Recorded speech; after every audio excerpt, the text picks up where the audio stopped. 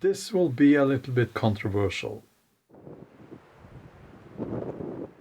Part of me wants to say it's incredible that people aren't talking about this.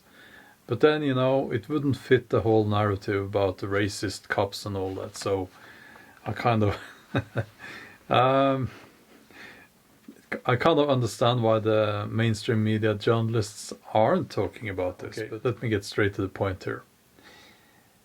Black kids don't read. In the USA, black kids don't read. Here's an article from The Advocate, published in January 2017. And it says, this spring, the Black Star Project published findings that just 10% of 8th grade black boys in the US are considered proficient in reading. In urban areas like Chicago and Detroit, that number was even lower. So even lower than 10%. By contrast, the 2013 National Assessment of Education Progress found that 46% of white students are adequate readers by 8th grade, and 17% of black students as a whole are too. So 17 against 46, that's adequate readers by 8th grade. Some other numbers here, and again, I'll get to the point, but you can see where this is going. It says here from Annie E. Casey Foundation's Kids Count Data Center, white male students are 3 times more likely to be reading proficiently in the 4th grade than their African American peers, and more than twice as likely as Hispanic boys. The statistics are even more startling for children of color from low-income families, with just 10% of African American boys and 14% of Hispanic boys reading proficiently, compared to 25% for their white peers. So, yeah, some more numbers for adults. Hispanic and black adults are more likely than whites to report not having read a book in the last 12 months. The number for Hispanic is 40%. 40% of Hispanics and 33% of blacks have not read a book during the last 12 months. Whites, 22%. And that's from Pew Research, January 2019.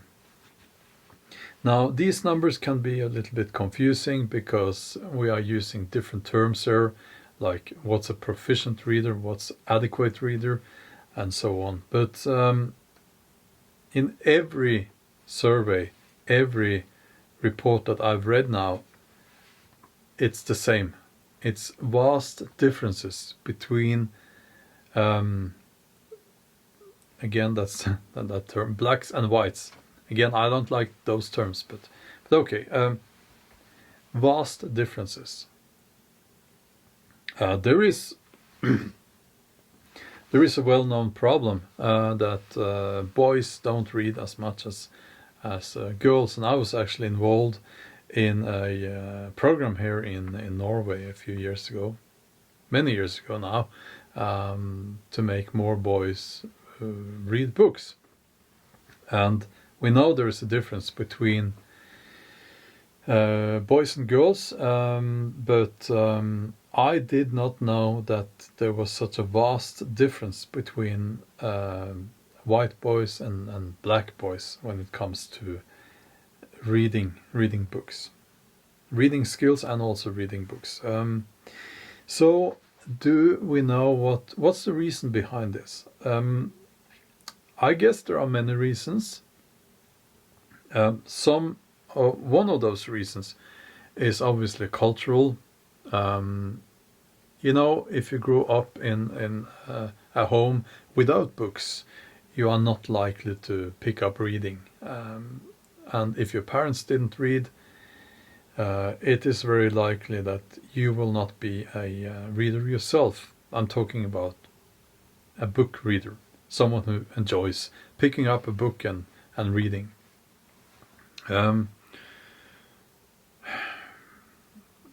I also want to say that there is a very sad trend, and it's been going on for many, many years. And it's called, I think, thug culture, with the rappers and all that. And reading, I believe, is considered to be uncool. Now, history plays a part here as well, and slaves were not allowed to read.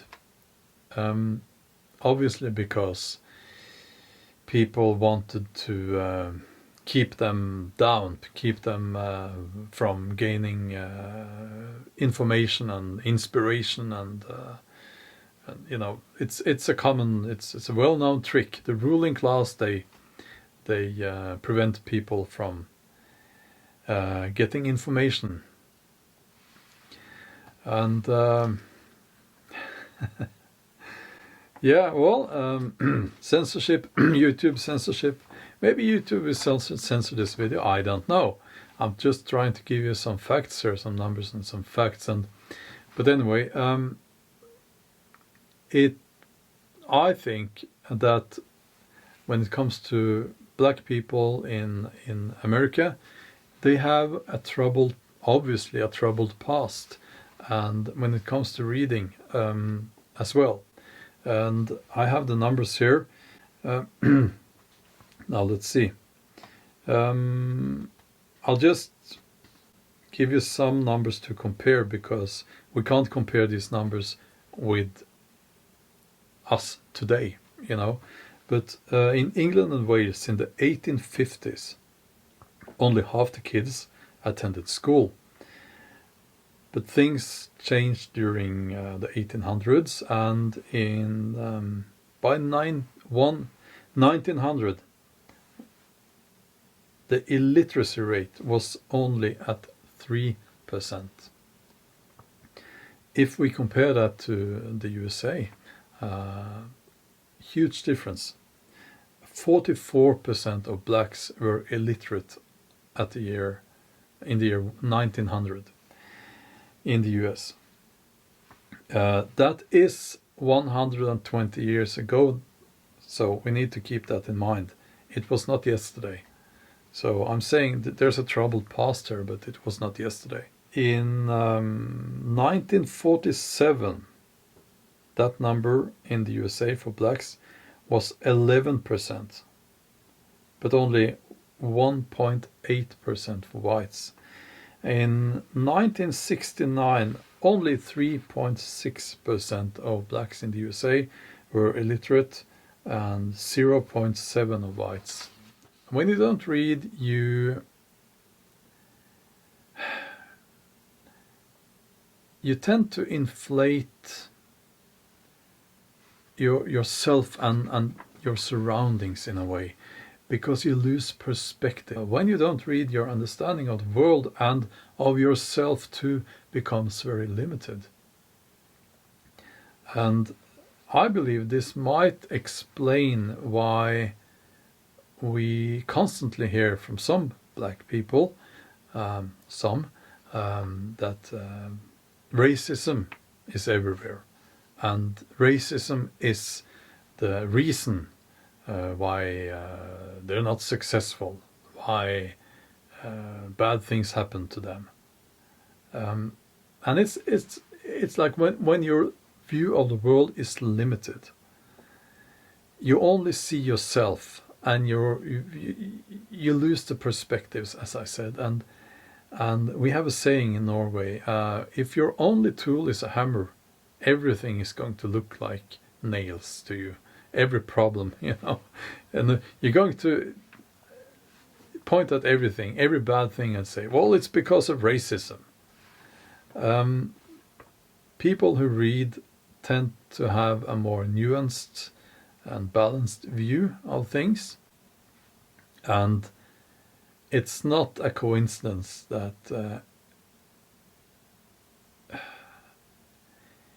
dogmatic extreme religion thrive among uneducated people.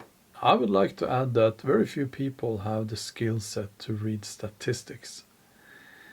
And if you do read statistics concerning, for instance, racism among the police in the USA, you will actually see that there is no, you will not be able to find statistic evidence for racism among the police in the USA.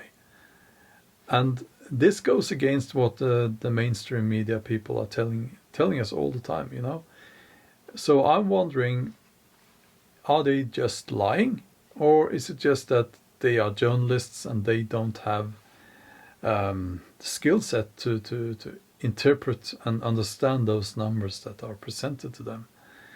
Or is it that the people who present those numbers to them are lying?